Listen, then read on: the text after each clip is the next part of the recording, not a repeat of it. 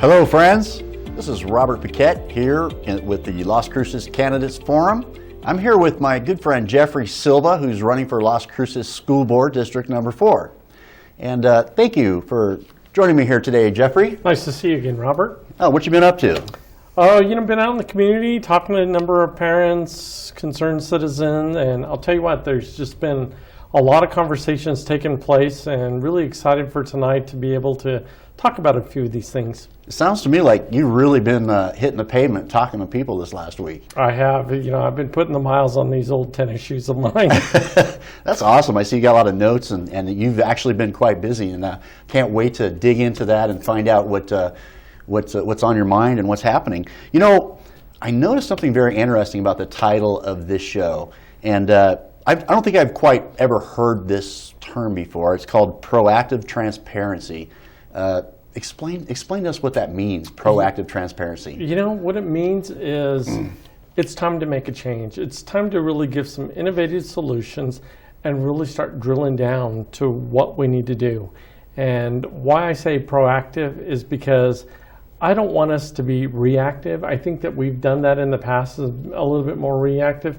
It's time to really roll up your sleeves, by rolling up my sleeves, and really getting after some of the issues that I can really make a difference in. And as a parent, as a taxpayer, it's time. It truly is time. I know a lot of people that would agree with you completely. And I'd like to just focus in a little bit more that word proactive, because I know we've been missing that for so many years in the Las Cruces School Board. Proactive, like you mentioned, rolling up your sleeves, doing things you've probably never done before, right? You mentioned some things earlier. Without getting into a lot of detail, just like a teaser, tell us what is that proactive? What does that look like, maybe on the horizon? It's to learn what we can do, what we can make a difference on, and one of the most important things to me is communication with the public, communication with the parents, with the schools, with the teacher, and to really work together, collaborate together. I mean, that's what I've done in the past. Absolutely. Jeffrey, that word collaboration, I was actually going to bring that up because you are a collaborator. I've known you for many years, and many people have known you for many years. You've been on several boards. You've accomplished many successful endeavors. I can't even, if I was to list the number of boards you were on and led, we would be here for like 5 minutes straight. So I don't want to go there. Obviously, sure. You have the credentials, you have the experience. And with that being said, I just want to ask you, I want to pick your brain a little bit, if you don't mind. I want to talk about, obviously, you have experience on the board, and that would tell me that I see you have some notes here, and you've done a lot of studying, it looks like, about actually what the documentation of and the responsibilities on a board is. So tell me, what are the limitations and the powers of a board member on the Las Cruces School Board, really? Because there's a lot of misconceptions, and just let me tell you what my misconception is for the people that I've talked to first.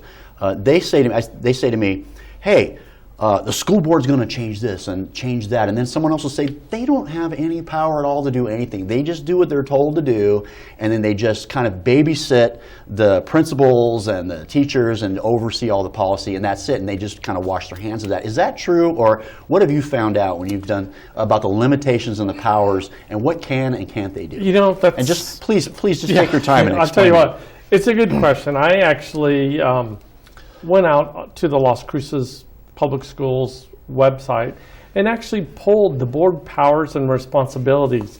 It's out there on their website, but there's a number of things. We could spend the whole show talking about this. Just show me some highlights, really, that kind of has to do with this. Some of these things that are very important, and some of the people that I've talked to is, the board is responsible to review and approve the school district budget. So there are a number of different budgets that we need to take a look at to see, are they correct? And this type of situation does take experience, and it is experience that I do have sitting on multiple boards, and even in my daily life, reviewing budgets, reviewing loan requests. So I have had multiple years, over the years, experience of that. That's really interesting, and we can talk about this one a little bit more. The board is responsible for providing for the repair and maintaining all property belonging to the school district. Wait, I'll back up there. Okay, so can you read that one again about property and how the board is responsible for what again? Yeah, so it's responsible for the repair and the maintain of all properties belonging to the school district. So, Okay, wow, I can tell where we're going to be going with this one. yeah, it's really interesting. I mean, I encourage all of you to actually go and pull this and take a look at what the board can and cannot do. So let me interrupt you. I'm sorry, I'm Sure. going to interrupt you a little bit here, Jeffrey. Let me back up a little bit. You said that the board can review and approve budgets. Correct. And so that means that they actually can decide where monies are going in our city and for our kids, whether they're more for the teachers, or and we're going to get there in a second, or for the kids or supplies or whatever things that we're doing in the Las Cruces system. And we know that there's a limited budget, Yeah. right? Yeah. You're an expert, Jeffrey. You've been doing this for years. You're a banker, and this is what you do. It is, Robert, and like I said, there are a lot of different things that the board is responsible for. The budget's probably one of the most important things because it really does pertain to where our children go from here, where they've been. It's talking about the cost to build a new school compared to the cost to refurbish an existing school. So we really have to look at this, and it really is going to take somebody that has the experience and the knowledge. You know, there's a lot of different things that we'll talk about here, but one of the things that we'll get to is, you know, the board is responsible to review, to revise, as needed, to submit policies to the Public Education Department on an annual basis. Wow, Jeffrey. You know, I got to stop you there again, and it seems to me that this board has some really steep responsibilities. For one, they've got, 23, 24 schools, somewhere right around there that they've got to oversee. They have lots of staff. They have to oversee the superintendents. It's obvious that these folks who have, let's say, the policies in their hands, and it really is, that even though they reviewed it and recommend it on an annual basis to those above them, they do have some sort of ability to decide which buckets or budgets are going to different projects. And so to me, it seems like they would need to have quite a bit of experience. And I would like to segue, if I would, just a minute, and say, you've had a lot of experience with boards, and just be frank with me and tell me what makes a good board member, really. Just tell me not the qualifications, but really the characteristics of a good board member that will help accomplish the goals of a board. Yeah, I mean, definitely number one is accountability of all the board members.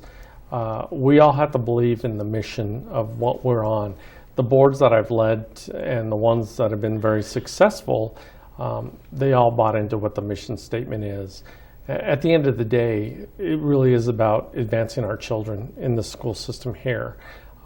We need to believe it, we need to live it, and take it forward, because we could really talk and talk and talk of the problems that are out there, but you need to get a board to get behind what the true mission is to help these children. You know, the way I put it is, I am concerned about the safety, the education, and the well-being of our children, all the children. That's the bottom line. It's the bottom line, and like I said, it's time for action. It truly is time for action. I'm a parent, a concerned parent, and I want to make sure that we can do everything for all of our kids. Historically, we've done a lot for the children in Las Cruces, and as I spoke in earlier shows, we as a team that we've created, and the board and the committees that we've created, we've raised close to $500,000 to help the children in this community. It's not a paid position. Yeah. It's because I care and I love the kids of this community to help them advance whatever background they come from. I truly do care. And you're absolutely right, Jeffrey, about, I've been on boards, I've been on committees, and I've been on boards where their heart isn't in it and nothing happens. And I've been on boards where most of their hearts are in it on the board, and my goodness, things get done, Jeffrey. And I think you know this, and you're a great team builder.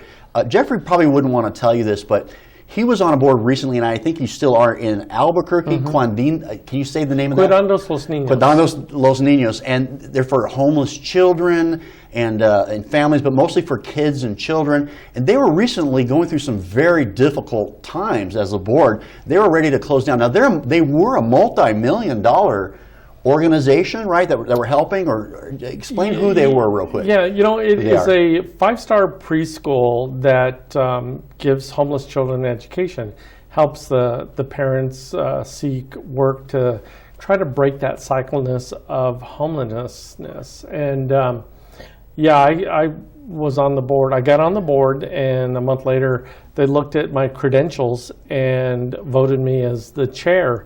Well, they had a huge problem, didn't they? They had a huge financial problem. Day one, I looked at the financials, and we were probably going to be closing down in 90 days. So I had to make some very difficult decisions pertaining to the leadership, pertaining to the board, and I'm happy to report that here it is 14 months later that we are solvent and we continue to grow. Our enrollment has almost tripled. But I can tell you right now, Robert, when you're working with a board, there are many personalities on a board, and some decisions may not be popular, to see if people are going to self-discover that maybe they need to do something different, or maybe they don't fully buy into the mission statement of the actual board. And that's where I come in with the experience. I'll be honest with you, I lead with my heart and my head. And I'm very thankful that we've been able to accomplish a lot. And all the boards that I've been on, the team has become successful. And I see no difference by getting elected onto the school board and making a difference. Your passion has always been a great leadership skill that you've had. And you combine that with your knowledge and your skill, it's a no-brainer, Jeffrey. I mean, you should cast a vote for Jeffrey Silva, I'm telling you, for District 4, if you want to see change in Las Cruces. So, Jeffrey, time is slipping by. Sure. If you don't mind, I'd like to move on a little bit to some of the topics from last time. The first one is transparency, and that seems to is threaded in to all of these issues is transparency. So just for a couple of minutes, tell me, let me just bring up some topics. Transparency, like with Columbia School. Give me a little story there. And what do you plan on doing? So let's start with there. The first thing I'll say is that I may not have all the answers, but I'm very aggressive to find the answers. Transparency with Columbia School is, I don't think there was enough of it. I think that the parents need to have more conversations with the school board, with the administration, because I can tell you as a parent, I'm not sure I'd want my elementary school child going to a high school. I just don't think that might have been the right decision, but there should have been more conversation. Even if it comes to, are we going to remodel the school? Are we going to tear it down and rebuild it? Look at the dollar difference between the two. Of course, number one is safety for all of our children, but I think there need to be more collaboration between the school, the city, the county, and the parents. And you mentioned before there should have been more detailed looking into the facts instead of such a quick decision. Let me move on real quick. Again, you mentioned all these signs you see everywhere, and you mentioned to me like you don't feel like you're running against all those people. You just want to do what your heart says to do, and you had your opinion about the signs too. Tell me real quick. I'm not a politician. I never have been. I never want. I just want to make a difference in our community. I'm not having any signs, and as I mentioned, I'd rather people invest in their children. Signs come and go, but the money that's spent, I would rather us take it back into the schools. That's great. I'm totally with you on that. Real quick, I want to move to safety. Sure. For our kids, because first of all, we know again transparency increases the safety for everybody involved. But real quick, actually, you know what? I want to come back to this safety issue because we're going to take a break right now. Thank you for watching. Stay tuned. We'll be right back. We're going to talk to Jeffrey Silva about safety with our kids in the Las Cruces public school system. Jeffrey, thank you for your ideas. They're really, truly innovative and out of the box, and I'm looking forward to seeing you on that school board. Awesome. Thank you.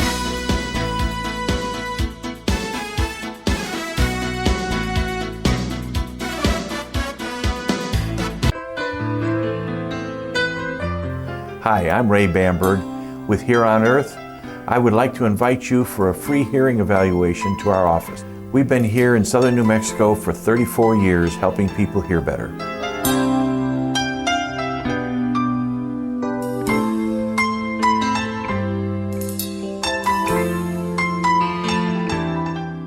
Hi friends, it's Jeffrey Silva, running for the Las Cruces Public School Board, District 4.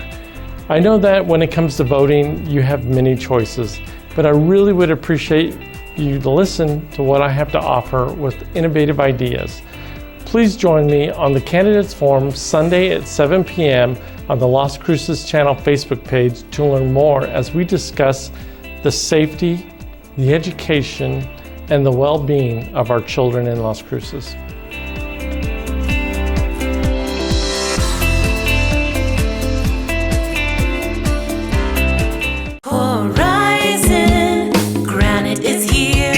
Horizon Granite is here. We'll come to you to customize your kitchen and bathroom with beautiful countertops and cabinets. Find out more at horizongranite.com. Call us at 575-650-3180. Horizon Granite is here. It's here. Make yourself a beautiful home.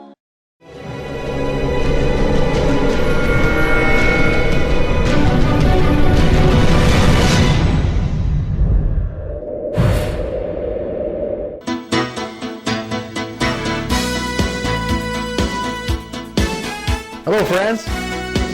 Welcome back to the Las Cruces Candidates Forum, where I'm here with Jeffrey Silva, who's running for Las Cruces School Board, District 4, where the future's so bright, I gotta wear shades.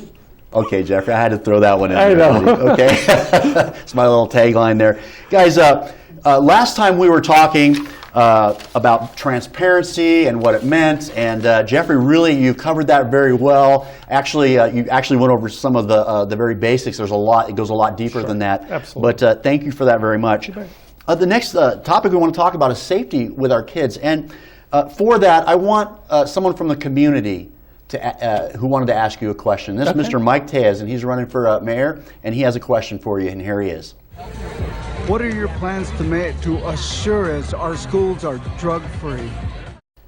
Mike, thank you for that question. And, you know, safety in the schools is really important to me. That's one of the 3 pillars that I talk about. But to have, you know, those schools that do have a possible drug problem, that's even more important to me to make sure that we address this.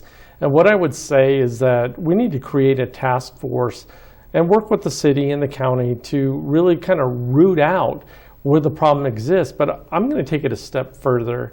And I would say not only do we do that, but we need to look at trying to rehabilitate those students that have been impacted by this. And we need to look at this and create not only the task force, but some type of rehabilitation for those children. You know, that's a great idea. You know, it sounds similar to when we were talking about bullying. Yeah. You were talking about a task force. Would this be a similar kind of responsibilities for this kind of task force to kind of clean up these 2 issues? Yeah, absolutely. You know, the main principle that I really want to get to is see something, say something.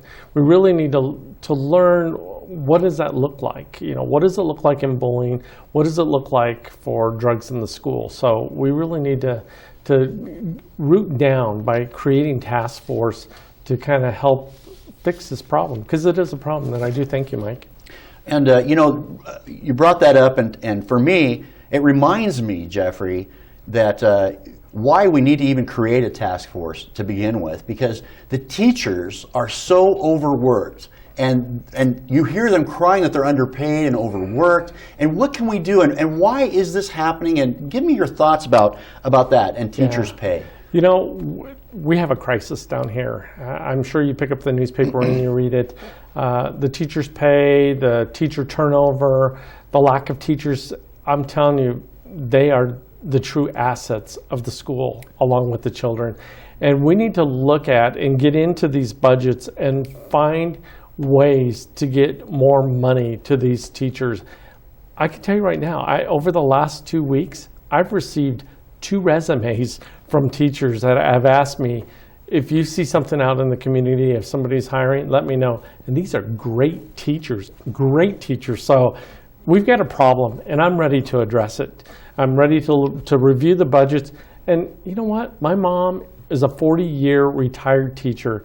I've seen what she's gone through, and she's worked it out well. The thing that I'm really concerned about is supplies. I mean, teachers don't have enough supplies for our own kids. We need to change things. We need to make sure that we get them the supplies. We need to ensure that the pay increases for these teachers. They're teaching our young kids. They're our assets. It's just, You know, I'm sure that parents all over, moms and dads all over Las Cruces feel the same, Jeffrey. And we've all noticed, and I'm just going to say I've noticed over the years, the teachers' pay is not keeping up with the cost of living. They're being asked to do more and more with less and less. And folks, I don't know about you, but I find it very disturbing that we as a community who pay taxes to our school board, need to come up with community fundraisers for backpacks to give children pencils and pens. Come on, where are we? Are we living in the United States, people? We're not living in another country, a third world country, but that's just my opinion, and that's a pretty sad state, Jeffrey. Yeah. And I think, being a banker, you can find ways that can be creative with those budget buckets, probably. Absolutely. I mean, I've got the experience. I've been able to be creative, innovative, and we need to look at the different buckets of money to see where we need to take from to increase the pay. You're absolutely right. You know what? There's somebody else in the community that just wants to ask you a question, and a lot of you may know who he is. And it's Philip Van Veen, who's running for city council. And I met him at an event the other week, and he asked to ask you a question. And here's Philip Van Veen asking you a question. What are we going to do to increase trades in school? You know, not every student is bound for college. That's not their goal. And I think it'd be great if we can get some trades education in there. There's a lack for trades. So what are you going to do about it? Philip, thank you for that question. Trades is very important to me as well.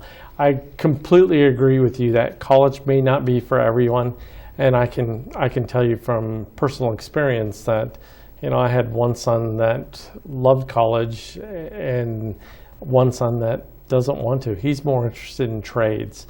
So that's one of the big things that I'm standing for, is that we get trades back into the schools. I understand there's a lot of different organizations that are working on some similar things, but I think it's time to get them down into the middle school. And one of the things that I would recommend, according to what the board's roles and responsibility is to review, revise as needed, and submit policies to the public education department on an annual basis. I grew up in middle school where we did wood shop, we did home economics, we did printing class, high school automotives, computer science and electronics back in those days. But those have gone away. We need to bring those back. We need to recommend some reviews of the policies, procedures, and recommend trades go back into school. Trust me, there's a lot of great work that's being done by a lot of different organizations here in town. I would just like us to add to what's being done. A lot of stuff's being done at the high school level. I truly would like to see it go down into the middle school level. And there's a lot of evidence that shows that trades are needed across America.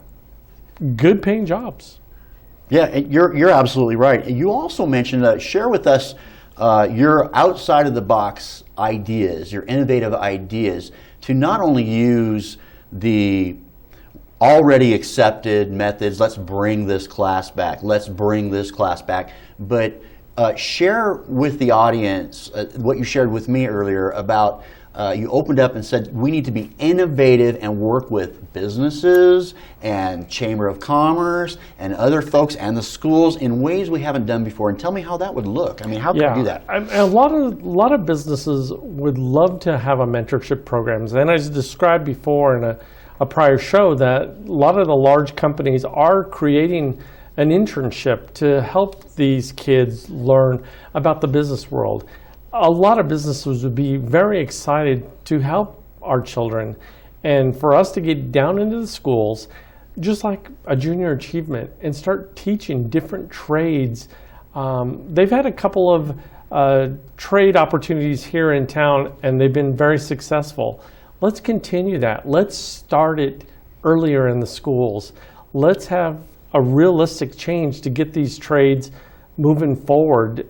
I mean, I want to see additional trades. I would love to see welding as one of the trades. And it's not only for at-risk students, but it's kind of like what Philip said. It's for children that don't really have a desire to go to college, but get them a trade so that they're ready to hit the workforce. And that's what's so important. Absolutely. So I've got another person who'd like to ask you a question. Sure. That has to do with the culture in our school system. And this is Robert Palacio, Okay. Who wants to ask you a question. Mr. Silva, what are we going to do to add more cultural arts into our public schools? Robert, great question. And to bring the cultural and arts back into school, that's close to my heart. The way I look at it is, how can we move forward as a generation if we don't understand where we come from? The diversity is so important these days, to love and respect one another. It's just like the trades. We really need to bring that back into the educational system and really get those educators to really teach that type of stuff. I'm all for it, and that's really what needs to happen, not only with the trades, but with the cultural arts back into the schools as well.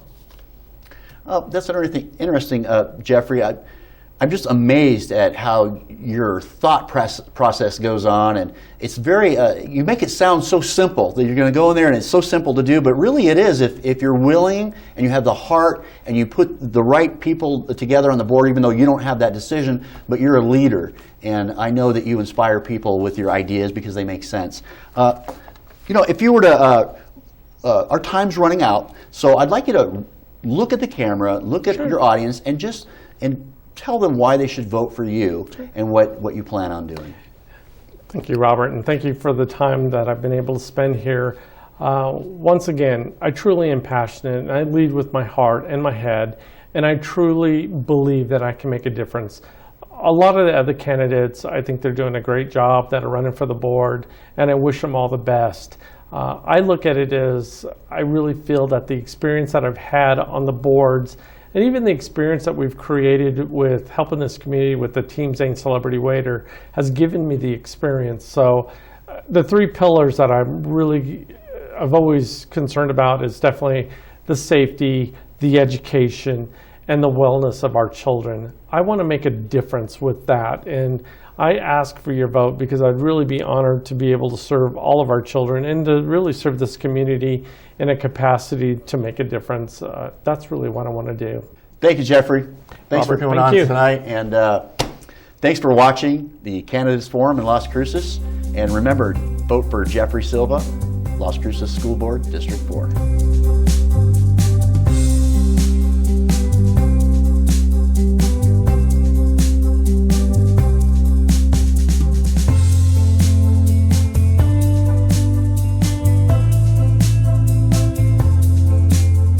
This is Jeffrey Silva, and I approve this message.